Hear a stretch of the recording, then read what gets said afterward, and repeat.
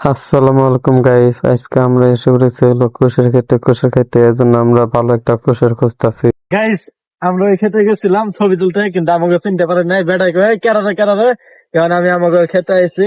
এই খেতে আই আমরা কুশের সময় আসেন। অনেক খোঁজাখুঁজি করার পর একটা মোটা কুশের পেলাম, আর এই কুশেরটাই কাটা শুরু করলাম। আর কাটার পরে টানাটানি শুরু করলাম দুই ভাই মিলে। দেখুন কিভাবে টানতাছি। আসলে কুশের অনেক ভিতরে থাকে, এজন্য টাইনে বার কাটা লাগে।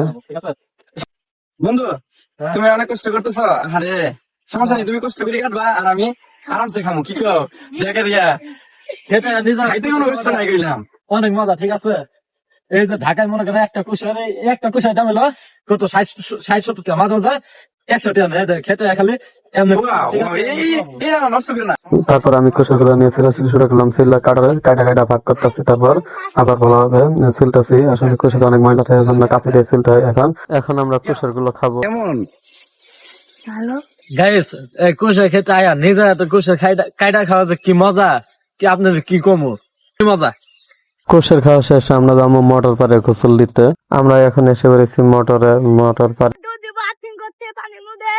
গোসলি। মাসালে গ্রামে মোটর পাড়ে গোসলিতে অনেক মজা লাগে, সবাই লাফালাফি করে, আরো অনেক ভালো লাগে গরম পানি।